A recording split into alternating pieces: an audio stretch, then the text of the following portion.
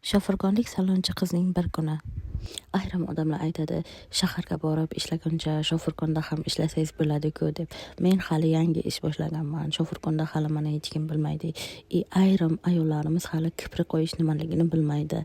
Qoshni laminatsiya qilganini даже bilmaydi. Bu narsani men ularga tushuntiraman deguncha ancha vaqt ketadi. Shaharda ayrim ayollar yaxshi tushunadi.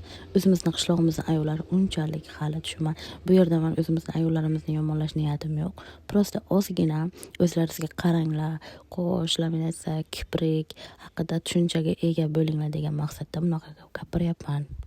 Hozir men bu gaplarni gapirganimdan keyin albatta kommentariyalarim negativlardan to'ladi. Qizlarjonlar, men sizlarni yomonlash maqsadida emas, prosta o'zlaringizga ham ozgina qaranglar degan maqsadda gapirdim. Agar gaplarim xato bo'lgan bo'lsa, uzr avvalambor. Shu bilan bugungi kunim o'z nihoyasiga yetdi. Avtobusda Karvongacha keldim, Karvondan Shofirkonga qarab yo'l oldim. Hammaga xayr, men sizlarni yaxshi ko'raman. Azizlarim, like, kommentariya yozishni unutmanglar. Xayr, asalarim.